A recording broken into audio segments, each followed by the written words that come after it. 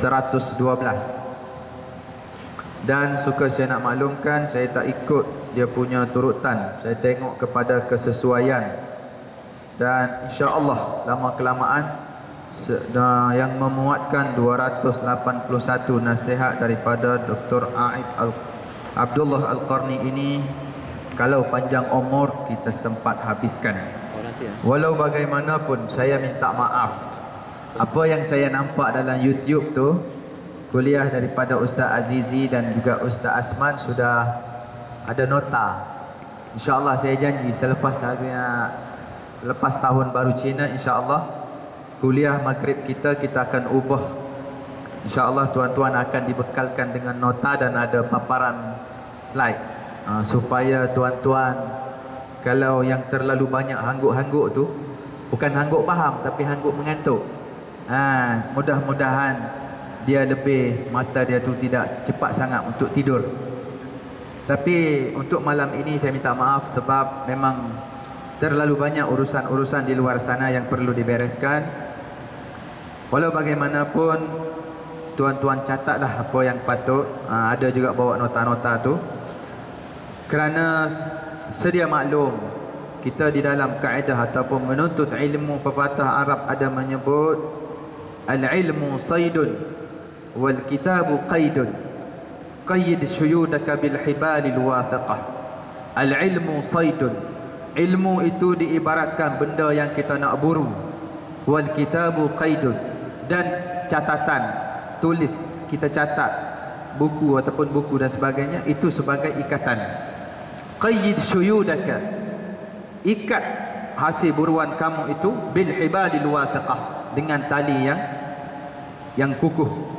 Atau dengan arti kata lain, apabila kita menerima ilmu-ilmu daripada pengkuliah-pengkuliah, penceramah, pendakwah dan sebagainya, kalau kita mampu nak save on the spot dalam memori kita, kalau kita confirm dia tak akan keluar, okeylah. Tetapi saya kurang yakin kita mampu untuk ingat. Dan lagipun manusia ini, kita ni dipanggil manusia kerana apa? Ma summiyal insan illa linisyanihi. Tidak dinamakan kita ni manusia melainkan sifat lupa yang selalu ada pada kita. Justru itu saya mengucapkan tahniahlah pada adik-adik kita yang ada di hadapan ini yang sentiasa mencatat. Walaupun asalnya saya planning malam ni ada nota, tapi tak sempat nak buat ya. Walau bagaimanapun alhamdulillah kita dapat juga hadir dan sama-sama kita mendengar apa yang disebut oleh Dr. Abdullah Al-Qarni di dalam kitab dia La Tahzan. Dan sebelum daripada itu, suka saya nak bacakan satu hadis sebagai pembukaan ataupun sebagai motivasi untuk kita sebelum kita pergi kepada nasihat yang ke 112. Dalam sebuah hadis sahih disebutkan, "Lau anna ad-dunya tasawi 'inda Allah janaha ba'udatin ma saqa kafiran minha syarbata ma'in." Maksudnya, seandainya nilai dunia ini di sisi Allah sama nilainya dengan sayap seekor nyamuk, nescaya Allah tidak akan memberi minum kepada orang kafir walaupun seteguk air. Jadi tuan-tuan yang dirahmati Allah sekalian, dunia yang kita tengok, dunia yang kita berada sekarang ini, ramai di antara kita yang terpedaya kerana dia tengok, wih, nikmat dunia begitu banyak, nikmat dunia begitu mempesonakan, sehingga dia lupa kepada akhirat. Sedangkan kalau kita tengok kepada hadis yang disebut di sini, hadis sahih, sekiranya nilai dunia ini di sisi Allah sama nilainya dengan sayap seekor nyamuk, nescaya Allah tidak akan memberi minum kepada orang kafir. Jadi mafhum mukhalafah ataupun yang tersirat daripada maksud hadis ini ialah dunia yang kita kejar, dunia yang kita hadapi sekarang ini, nilainya tidaklah bernilai sangat jika dibandingkan dengan ganjaran yang akan diberi oleh Allah Subhanahu wa taala pada hari akhirat. Justru itulah kalau kita baca di dalam surah Al-Fatihah, Bismillahirrahmanirrahim, dengan namamu ya Allah, Tuhan yang Maha Pemurah lagi maha mengasihani. Pemurah, okey, semua Islam ke kafir ke atas dunia ni, lawan hukum Islam ke, semuanya dapat, semuanya tidak terus dibalas. Tetapi Ar-Rahim itu khas untuk Muslim yang mukmin sahaja, yang taat kepada Allah Subhanahu wa taala. Okey, itu sebagai mukaddimah, dan kita teruskan kepada nasihat yang ke-112. Jangan bersedih selama anda memahami Islam. Jadi jangan silap faham lah, apalah ustaz ni balik-balik setiap kali, setiap giliran kuliah selalu sebut jangan bersedih, jangan bersedih. Memanglah tuan-tuan, sebab tajuk kitab ni pun jangan bersedih. Okey, saya kira malam ni tak ada yang bersedih kan? InsyaAllah semuanya gembira.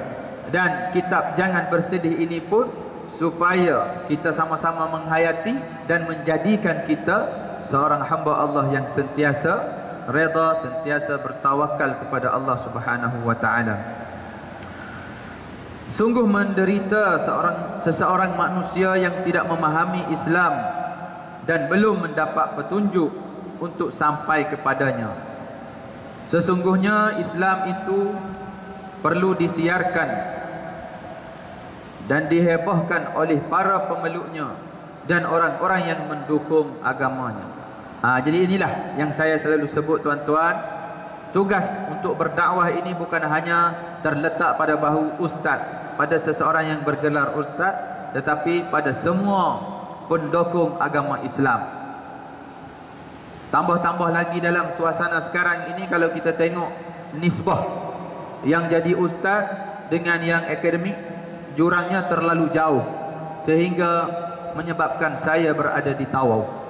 Padahal ialah minta di Kelantan, tapi ditakdirkan di Tawau. Bila kita tanya, tak cukup ataupun kurang tenaga-tenaga di kalangan ustaz dan ustazah, menyebabkan ramai di antara ustaz-ustaz dari Semenanjung dihantar. Itu sebab musabab.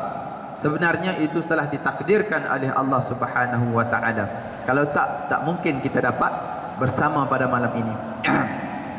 Islam perlu kepada sebuah iklan dunia yang besar-besaran, kerana Islam adalah sebuah khabar yang agung, dan seruan kepadanya hendaklah dilakukan dengan cara yang baik dan penuh etika, kerana kebahagiaan manusia tidak akan ditemui kecuali di dalam agama Islam, iaitu agama yang telah diiktiraf oleh Allah Subhanahu wa taala.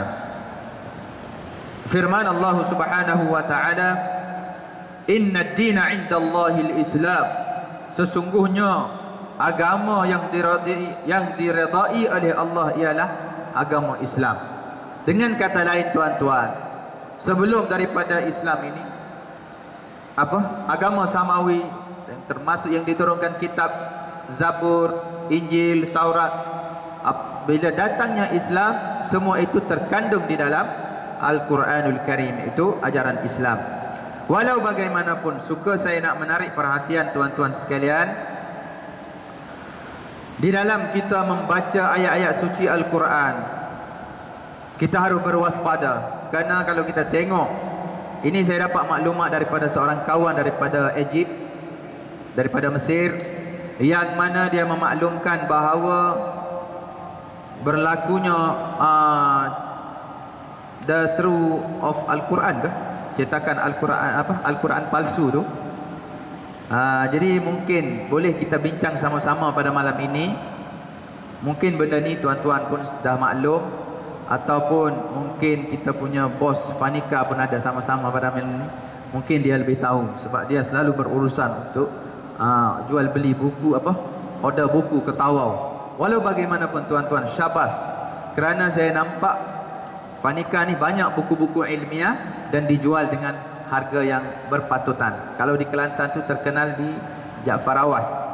Jadi kalau sebelum ini kita tak ada pilihan, hanya di depan Masjid Al-Kausar. Tapi sekarang tidak menjadi alasan tuan-tuan, pergilah ke Fanika, saya tolong iklan.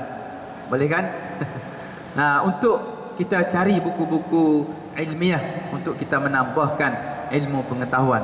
Tambah lagi kalau ada di antara adik-adik ni yang dapat 100, adakah? Jangan belanja beli telefon ya. Beli buku-buku ilmiah dan sebagainya. Jadi apa yang saya nak sebut pada malam ini ialah berkaitan dengan banyaknya disebarkan ke negara-negara Islam Al-Quran palsu, yang mana banyak surah-surah yang ditambah. Kita sedia maklum surah yang ada di dalam Al-Quran 114 surah yang terkandung di dalamnya 6,666 ayat, 30 juzuk. Tetapi tuan-tuan, jahatnya Yahudi laknatullah, dia telah mencipta Al-Quran palsu yang dipanggil The True Furqan, Al-Furqan Al-Haqq. Jadi kalaulah kita ni termasuk di kalangan Al-Hafiz, Al-Hafiz ni mereka yang hafal Al-Quran 30 juzuk ada di kepala dia. Saya pun tak mampu tuan-tuan, setakat 10 sahaja. Jadi saya yakin di hadapan saya ni mungkin ada Al-Hafiz, tapi Al-Hafiz tu ramai kan. Al-Hafiz dia tak sama dengan Al-Hafiz. Al-Hafiz dia baca je habis daripada juzuk pertama sampai juzuk ke-30, tapi belum tentu dia mampu untuk Al-Hafiz, iaitu untuk mengingat. Kalau dia ingat semua 30 juzuk, tidak menjadi masalah. Jadi kalau kita tengok di sini, surah yang saya agak tertarik untuk saya sebut di sini iaitu satu surah yang disebut surah Al-Muslimun.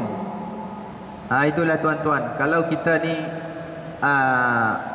pandai bahasa Arab, okey lagi. Bila kita baca tu, kita on the spot kita tahu ini benda yang ditokok tambah.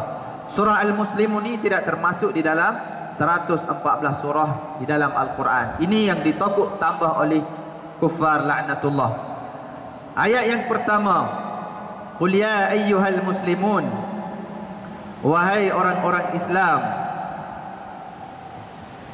innakum lafi dalalin mubin, sesungguhnya kamu semua berada di dalam kesesatan yang nyata.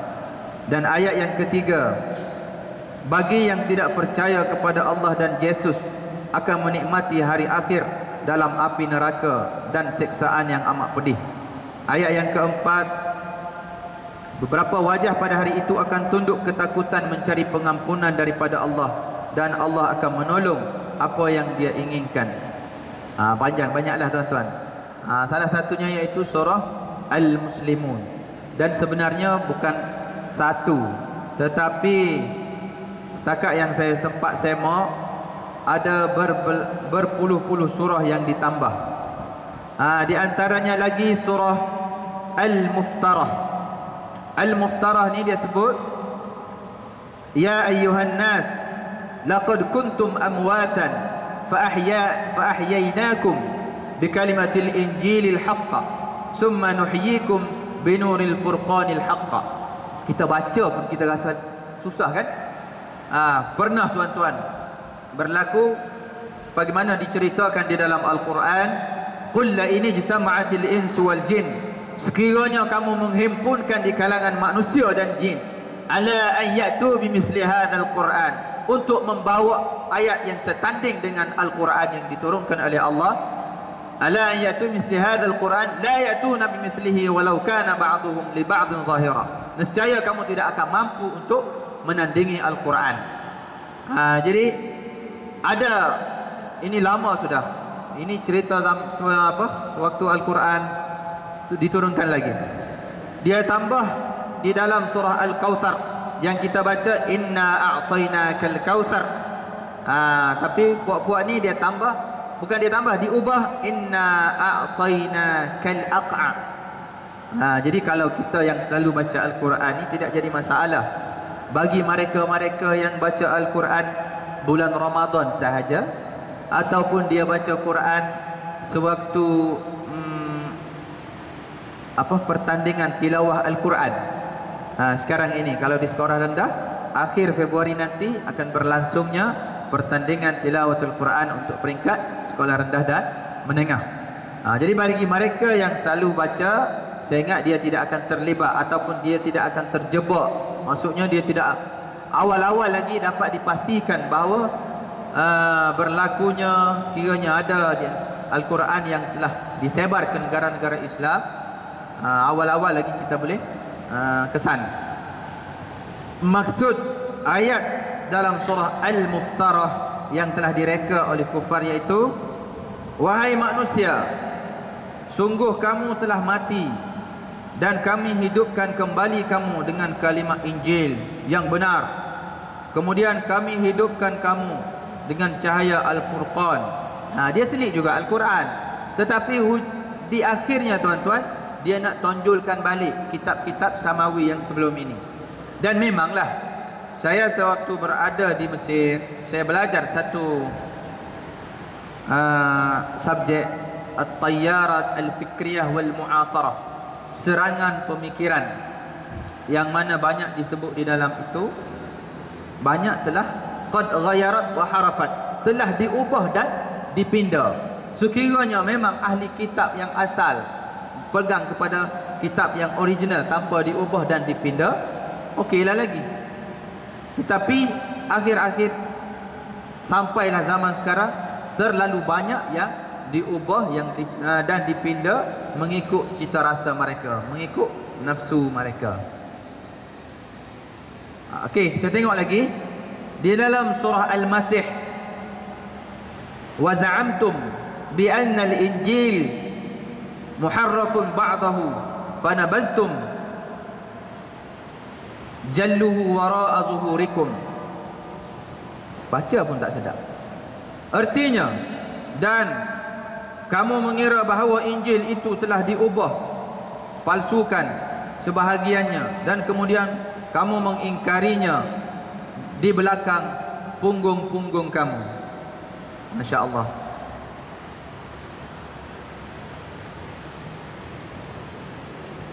Okey, satu lagi dalam surah. Okey, ini awal surah Al-Fatihah dia.